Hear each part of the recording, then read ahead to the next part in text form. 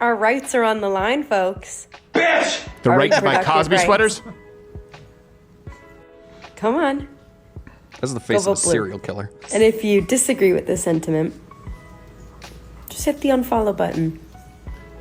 I don't need your business. Noted. Thanks. Absolutely. She is just uniquely unlikable, but then it is actually a terrible film as well. So it's the double whammy. It just takes a beloved movie and makes it much more boring and much less realistic. The movie is really, really bad. Welcome, dear viewers, to the most sensational cinematic fiasco you never knew you needed. A glorious train wreck of epic proportions that has somehow managed to merge classic fairy tale nostalgia, modern-day identity politics, and the unstoppable force of internet outrage into one giant ball of confusion. Yes, we're talking about the fabled meltdown surrounding Snow White being quietly booted from every AMC theater in the country, leaving some folks scratching their heads and others cheering that they'll never have to endure that updated storyline again. You know, other movie companies are going to look at her and they're going to say box office poison.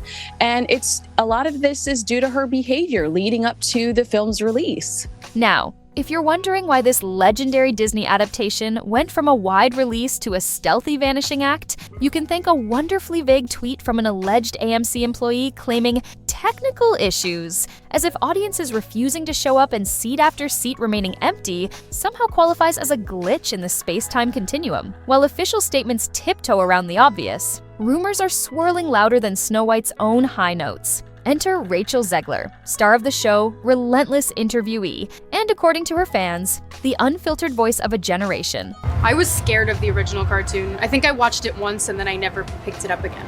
Like, I'm being so serious. I watched it once. Albeit a voice that apparently no longer needs a theater to be heard, because in her most recent Instagram Live rant, Rachel proudly declared this removal from AMC was all part of her grand plan from the start, saying something along the lines of, "I never wanted this movie to be shown in theaters anyway. It was always meant to be experienced as a TikTok series, 7 parts, 1 for each dwarf, except, really shouldn't call them dwarfs, because they're actually non-binary forest individuals," effectively summarizing the entire reimagined concept in a single baffling statement that left even her supporters doing mental gymnastics. There's no doubt that she drove the final nail into this movie's coffin. She probably drove the final 2 or 3 nails into the coffin. As if that weren't bold enough, we now hear rumors of Disney forging ahead with what some insiders are calling woke white. Not the official title, of course, but definitely the talk of the digital grapevine. In this new iteration, our beloved heroine trades in the quaint cottage cohabitation for a minimalist tiny house all to herself, complete with an Etsy side hustle selling ethically sourced crystals. Gone are the days of singing animals and whimsical housekeeping. Instead, we have a thoroughly modern heroine who refuses to be saved by a prince, a huntsman, or even a friendly community of forest dwellers, insisting it's high time to break free from the outdated shackles of romance and get real about the pernicious influences of, yes, you guessed it, capitalism, which, by the way, Rachel Zegler singled out in a highly retweeted piece of Twitter gold, exclaiming, "Why do people care so much about fairy tales when the real villain is capitalism?" Minecraft in the United States in one weekend made more money than Snow White has made globally after 3 weekends. Now, it's certainly an interesting perspective, seeing as the entire Disney empire is built on generating revenue through theme parks, streaming services, merchandise, and reboots of all sorts. But let's not let that stand in the way of a convenient soundbite. According to one especially snarky rumor, in this new approach to the legend, there won't be any dwarfs or even a lonely huntsman lugging around a shiny dagger. Instead, the reimagined story has Snow White living in her cozy, off-grid micro-home, valiantly fighting the evil queen by, believe it or not, organizing online petitions and posting #activism statements. And then I went on the ride in Disney World, which was called Snow White's Scary Adventures. Doesn't sound like something a little kid would like. Was terrified of it.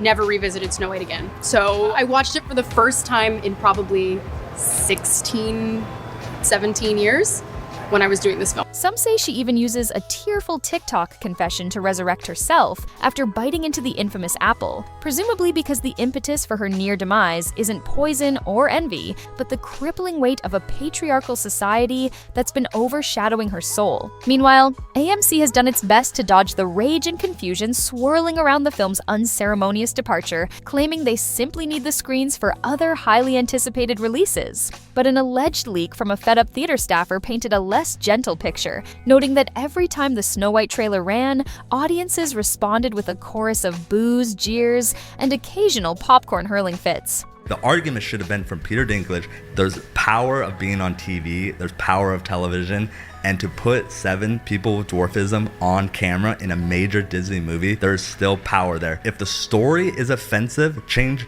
the story, don't change the characters. Because right now there's more dwarves on this podcast than there are in the new Snow White movie. And that's probably due to Peter Dinklage. Yep. One brave patron is rumored to have stood up in the middle of the previews shouting, "Bring back the dwarfs!" An exclamation that evidently elicited a standing ovation from several rows. This bizarre groundswell of hostility, combined with the fact that ticket sales were already abysmally low, gave AMC all the incentive it needed to pull the film entirely and quietly hope no one would notice. Of course, in the age of social media, people definitely noticed, and the tension gave birth to a highly sophisticated protest from classic Disney fans who have taken to blasting "Someday My Prince Will Come" in the lobby before other showings. Now, this method of protest may not be the most revolutionary in the annals of activism, but it definitely raised eyebrows and gave management an interesting ambient soundtrack to deal with on busy Friday nights. The fact that this film is completely falling apart,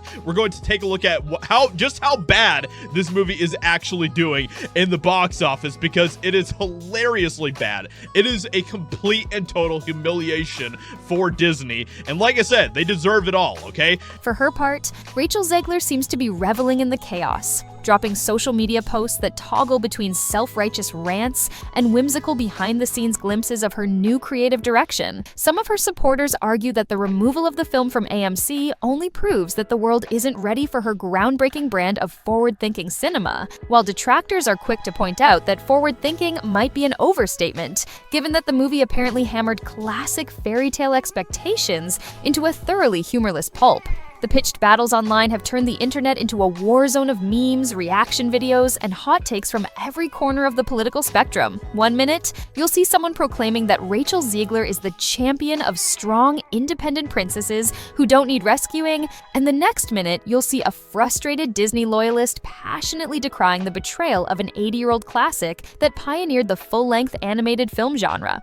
Did the dwarfs make it or no? Well, the CGI dwarfs did. Of course, that goes back to the original controversy where Peter Dinklage, a very talented little person actor, said, "Why are we doing that? We've hired a Latina actress to be Snow White. That's progressive. But you're going to hire little people to play the dwarfs? That just seems like a step backwards." And then, of course, Disney instantly buckled and said, "Okay, we're going to add magical creatures." And then the picture of the magical creatures leaked online, and everyone just had an absolute blast laughing at it. So the magical creatures are here in the movie. The CGI dwarfs are here in the movie. It works to a degree, but it's certainly going to be a financial hit for Disney, that's for sure. The irony, of course, is that the original 1937 Snow White already proved it didn't need a massive budget or cutting-edge technology to capture hearts. It just needed memorable music, adorable dwarfs, and a simple storyline about good triumphing over evil. But in the new era of endless reboots, nothing is safe from the unstoppable wave of content creation and reinvention, which is apparently how we ended up with the actress at the center of a perfect storm. Some call her a misunderstood visionary, others say she's a cynical opportunist who leveraged a big studio role to springboard into endless social media soapboxing. But these guys at Disney, they're not that bright, they're not that smart, and we see that because they can't come up with any new IP. Why not write some new movies? You guys sit around, you have billions of dollars, they keep going back and rewriting the classic. In the confusion, you have Disney execs who probably wish they'd cast someone else altogether, but they can't outright say that because it would spark a million think pieces on corporate cowardice and how the man is stifling the next generation's voice. So here we are, dear viewers, huddled together in the digital realm, bearing witness to the strangest meltdown since that time a certain billionaire tried to buy a social media platform just to unleash chaos. Will Snow White ever return to AMC theaters for a triumphant comeback? Probably not, if the current narrative is any indication. Will Rachel Zegler's next big plan, some rumored might be a reinterpretation of The Little Mermaid, where Ariel organizes a union for sea creatures, raise even more eyebrows? Very likely. 1.9 out of 10 on IMDb, and those, by the way, they weren't dwarves, they were called bandits. So the Snow White doesn't, like, the amount of, like, if it ain't broken, don't fix it. Leave it the f alone. Yeah, that's it. If it ain't broke, break it. Like, leave these stories alone. If she, by the way, if she never opened her mouth and she didn't do all this nonsense, people would have gone and watched the movie.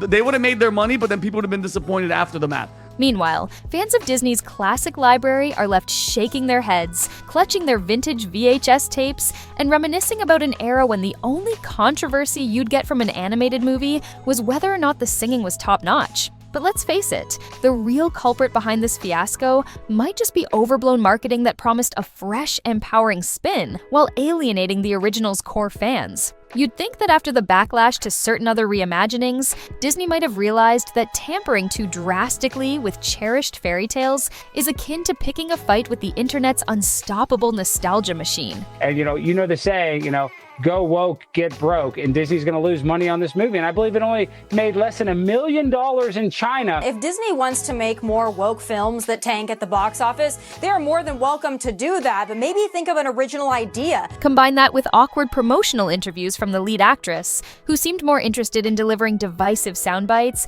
than in discussing what made the role meaningful to her, and you have a recipe for public relations mayhem. Strangely, some folks still argue that all publicity is good publicity, but in this case, the so-called hype generated by controversy translated into widespread apathy from mainstream audiences, with ticket sales so meager that AMC might have made more money selling day-old popcorn. All of which begs the question, does Rachel Zegler truly believe that the real villain is capitalism, or is that just a catchy line to deflect attention from the actual content of the film? We may never know. Perhaps she'll address it in her next viral TikTok, where she reenacts pivotal scenes from Snow White while explaining how big corporate interests have corrupted the fairy tale industry. Reality is that the cartoon was made 85 years ago, and therefore it's extremely dated when it comes to the ideas of women being in roles of power and what a woman is fit for in the world. People will watch, inevitably share it, argue about it in the comments, and the cycle of viral uproar will continue. In the midst of this chaos, the dwarfs, the non-binary forest individuals might get their own spin-off or limited-run Disney Plus series because apparently there's no storyline that can't be extrapolated into additional content these days. Maybe the forest individuals will band together to fight a magical representation of economic oppression, unify under the banner of a cottage microloan program, and teach viewers valuable lessons about the power of community organizing. I mean, he's totally right. Now, of course, as we covered, the movie is terrible anyway in its own right. It was probably going to underperform regardless. People are tired of the soulless cash grab remake thing. Or maybe, just maybe, Disney will take a step back, consider the audience's attachment to the original formula, and say, you know what? Let's do a faithful retelling next time. Though that might be too optimistic a hope in these hyper-polarized times. After all, controversy sells tickets. Except, in this case, it didn't. So we're left with a strange contradiction that might give marketing departments nightmares for years to come. So, with Snow White evicted from AMC, Rachel Zegler practically crowing about how this turn of events is a feature, not a bug, and Disney quietly pivoting to the next big release, we, the public, are left to sort out whether we should laugh, cry, or simply shrug and wait for the next big fiasco to roll in. I really hope that I have a similar heart to hers. She has this beautiful, unending kindness and positive outlook towards the world and the world around us. I wish I could be as positive as she is at times. That's certainly a difference we have, but I think it's a very human thing to not always see the bright side. But that is part of the beauty of Snow White. It has been for 88 years now that she just sees the good in everyone and everything. And I hope that I and so many people who watch this film can embody that as well. One thing's for certain, the internet is having a field day with hashtags like #NotMySnowWhite, petitions to bring back the original dwarfs, and comedic mashups featuring classic 1937 scenes spliced with modern commentary. Whenever someone tries to calm the storm by pointing out, hey, it's just a movie, they're promptly drowned out by fervent defenders and detractors who've turned this fiasco into a battleground for identity, art, tradition, and yes, even capitalism. And in the background, poor AMC is merely trying to program its theaters with blockbusters that actually make money, presumably crossing their fingers that if they ignore the meltdown, it will eventually vanish. A few lessons for Disney.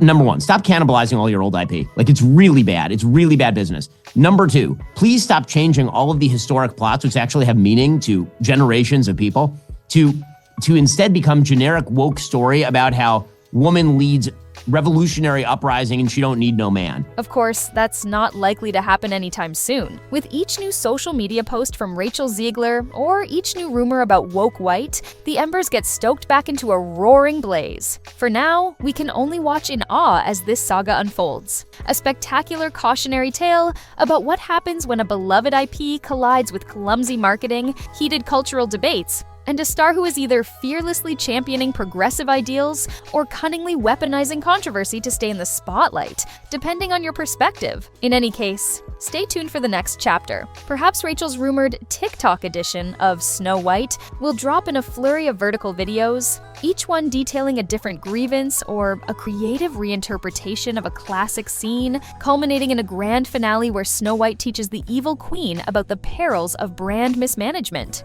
As an actor, you don't get to dictate anything. You don't get to dictate if a film actually happens. You don't get to dictate when it is shot, how it is shot, if you can ever speak about it to the public. You are simply just there to show up and say your lines and look the way they want you to look. Or maybe it'll just end with a group hug that dissolves into an EDM remix. Because that's what truly resonates with modern audiences, right? Ultimately, whether you side with the critics who say good riddance to this misguided reimagining, or with the defenders who champion Rachel's outspoken approach, you can't deny that the spectacle itself is downright fascinating. It's as if the entire fiasco has become a twisted piece of performance art, one in which removing a movie from theaters is somehow turned into a virtue.